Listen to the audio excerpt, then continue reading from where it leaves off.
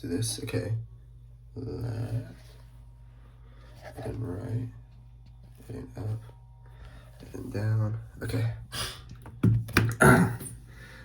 The first thing I'm gonna go over is the cognitive development, 6.2, I believe that thing is the chapter.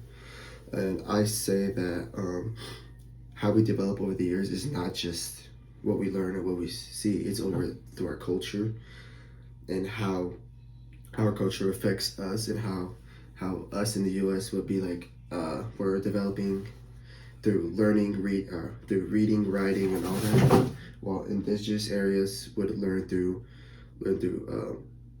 only like how to hunt, how to read the stars, while we're us ourselves are only learning through the reading and writing aspects of life. And that it could explain like earlier theories saying that how our brain develops, how our brain develops, because our brain is not only developing through ourselves learning and what we see, is that it's also through our culture and how we are affected by our families, our people around us, and other people that are really affecting us. It's not just ourselves, ourselves. It's not just that. And I think that that the cognitive development is a really good theory in my opinion, because it shows a lot of what we go through, how we develop through our culture, through what's our surroundings, our environment, like the environmental theory again, like the environment theory, saying what happens in our environment affects us. Again, that ties to the cognitive development, because that's how we develop, is through what happens in our environment, what happens to us. And then like the next point I'm gonna make is 7.2, I believe. It's problem solving.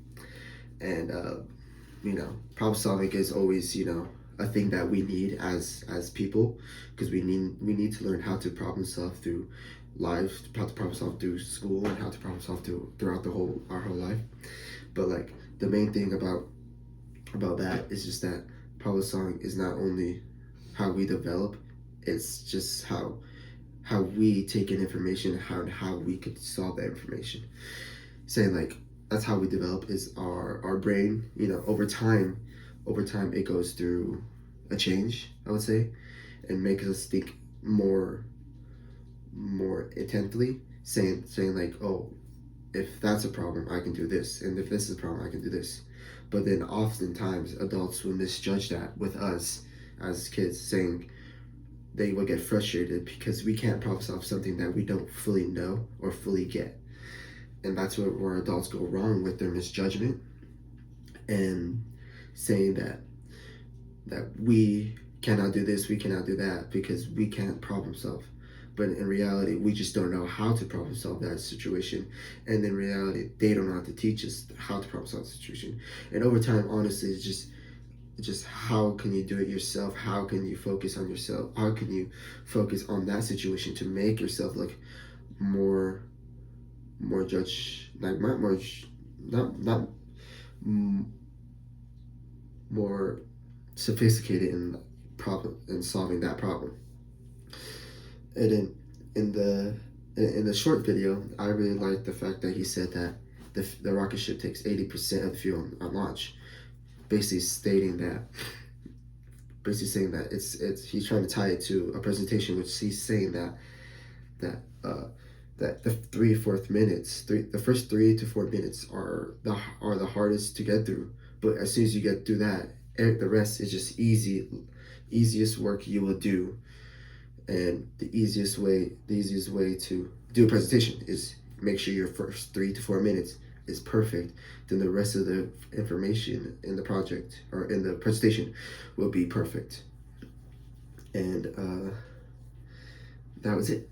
And then my evaluation, I think, as like a first time, I don't know if my camera angle's wrong. I don't know if I have to show my whole body, but I show my upper body. I am standing. If you can see my legs. I hope that doesn't count off. I know I showed my right, left, up and down. But as a presenter myself, I feel like I think I stop too much. I think that's my problem. And I think I don't think I did too bad for the first time I did this video. And I think yeah, and I think I like making this. I mean, it feels good to talk about what I actually like to do, what I like to learn. So I mean, I like doing this. So thank you very much.